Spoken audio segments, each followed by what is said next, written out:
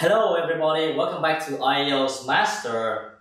In the first 10 videos, we were talking about reading from video 1 to video number 10. We are trying to discover all of the techniques that were necessary for the reading section in the IELTS test. We were talking about matching headings, matching endings, matching phrases, multiple choices, true, false, not given, and yes, no, not given, and even table completion, flowchart completion, and maybe form completion. Today, in video number 11, and from now on until video number 20, we will be working together on the skill of listening. As you understand, listening is one of the most difficult skills for all students who take an interest in English. Well, a reason can be that we do not have enough practice and not enough exposure to the English language itself. So for today's lesson, we are going to take a look at some listening exercises, and the topic for today is choices and options.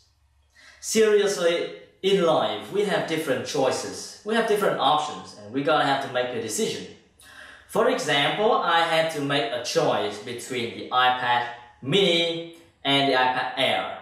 But, after careful consideration, I thought that the iPad Air would be too big. So I went with the iPad Mini, and I have been very much happy with this until this very moment. It's actually helping me a lot in doing this presentation, these videos that you are watching right now. So, choices and options. What is the skill that we're going to talk about anyway? With the topic choices and options, today we will focus on two sub-skills. Predicting from a table and then table completion. Basically, when you take a look at a table, there are blanks. And basically, you need to be able to predict what kind of words go into the table. And after that, listen and fill in the blanks, right? Very easy, isn't it? Now, I will give you this little example with the table completion task. You have a table. Whenever you have a table, as I mentioned in the reading section already, always look at the headings for the horizontal line, the rows, and the headings for the columns. Now, how many columns are there?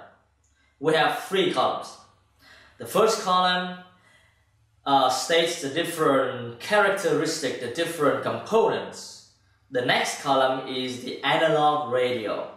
And the third column is the digital radio. So here basically we are comparing between the analog radio and the digital radio based on different components. For example, the price, the main advantage, the second advantage, the length of guarantee, and the main disadvantage. Okay.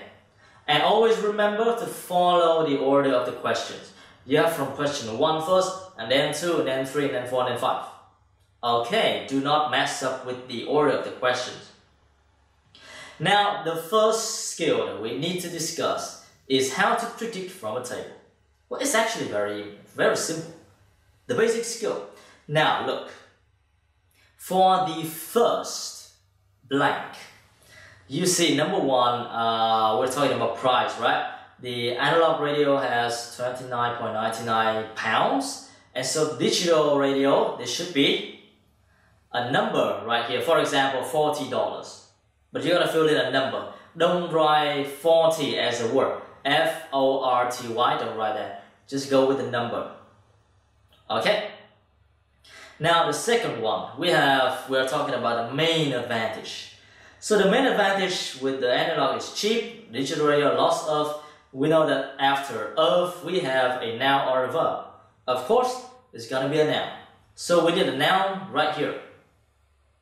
Number 3, is it a noun, a verb, or an adjective?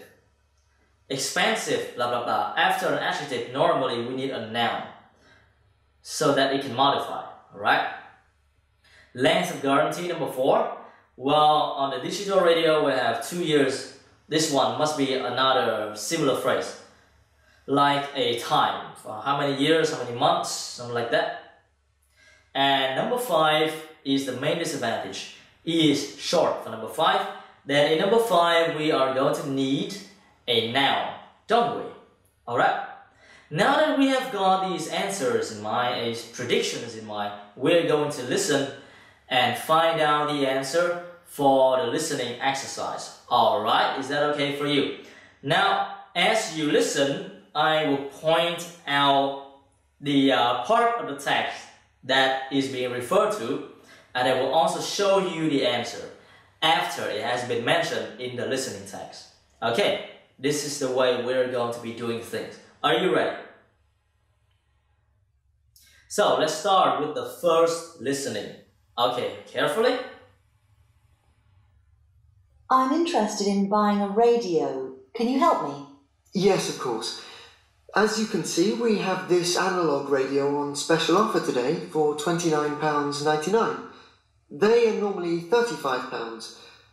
We've also got a much more modern range of digital radios. These are over here. Oh, yes. What are they? They're the new technology. This one, for example, sells at £95. The analogue radios are looking a bit old-fashioned now. Are they? What's so good about these new ones? Well, the main advantage with the analogue ones is, of course, cheapness. But the main advantage with the digital ones is the number and variety of stations you can get. Hundreds of them.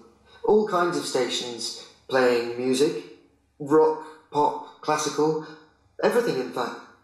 As well as news, current affairs, comedy, all sorts. What about the sound quality? The quality is very good. Under certain circumstances, you can get amazing sound quality with analogue, but this is usually with very expensive radios which would normally be part of a hi-fi sound system. We have lots of those on the 3rd floor if you're interested. The second great thing about digital is clarity. You get no interference, well, less interference than with analogue. You get a very clear and clean sound. Well, I want a radio for the flat I share with 3 other friends of mine. Well, you want something that will last. The analogues come with a 1-year guarantee, but the digitals have a 2-year guarantee, which is extendable to 3 years if you pay an extra £26. The main disadvantage with analogue is that it will be turned off in a few years. We don't know exactly when, but sometime. But what about the batteries? I've heard that they use a lot of batteries. That probably is the one disadvantage of the digital radios. The battery life is not very long, but they all come with rechargeable batteries, which really solves the problem. Alright, so we have finished the first listening exercise. As you can see, after we have made some prediction, it's gonna be very, very much easier for us to do the exercise. Number, nouns, time, nouns, or adjective. Alright? Now, let's take a look at another one. This time, we have another table. Again, we got 3 columns, and what are they comparing? They're comparing the old value card and what? And the new super value card. Old value and super value card. Alright. What are the criteria? What are the components? So we have the points, the free credit period, the interest rate, cardholder shopping evenings, benefits, and finally the fee. These are the things. And remember to follow the order of the questions. 6, 7, then 8, then 9, and finally 10. Just go with the order of the questions in here. So what do you think is we are missing in number 6? Is that a number or noun or verb? Well, I think it will be a number. Number 7, what do we need?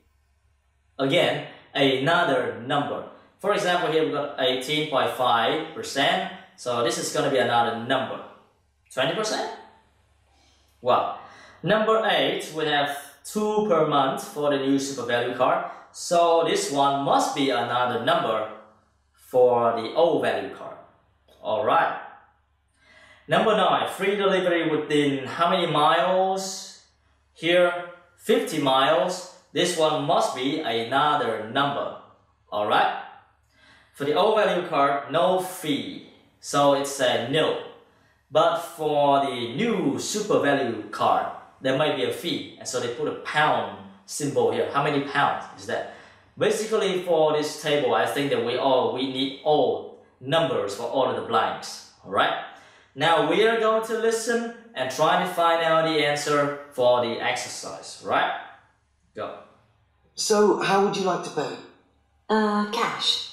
I wondered if you had a Robson's store card? Do you know, I think I do. Here we are. Oh my goodness, I haven't seen one of those for a long time. Those are the old value cards. Now you can get a super value card, which is even better value. Really? I don't know what to do. Well, I can change you onto a super value card if you want. With the super value card, you get double the standard number of points, and your free credit period is longer. With your old card, you get 1 month's free credit, but you can get 3 months free credit with the new card. The interest rate is a bit higher at 22.5% rather than 18.5%, but if you're careful, you don't have to pay interest at all. Well, I'm not sure about that. It seems better in some ways. Can I continue to use my old card? You certainly can, until they withdraw them, which I'm sure they will before too long. But with the super value card, there are special cardholder-only days, 2 per month, compared with 1 per month with the old card. I see. My old card gave me free delivery too. That's right, free delivery within 20 miles. The super value card gives you free delivery up to 50 miles. Well, that sounds good. I think the old card was free too. With the super value, there is an initial fee of just £12, and then it's very good value. I think I'll pay cash. Very good, madam. Alright, so we have just done another example of table completion. Remember, always predict first, then listen and fill in the blanks with what you hear. Okay, and when you listen, remember you can listen for only one time. It doesn't replay, so be extra careful. Then in this video, we have just talked about how to predict from a table and how to fill in the table with what we hear and from our prediction. Thank you very much for joining me in this little, very short video. And we were listening to a piece of recording about choices and options. I'm going to see you in the next video, video number 12. And we will continue to discuss listening. We'll study more soft skills that will help you to do better in the listening test. Goodbye for now. I'll see you later.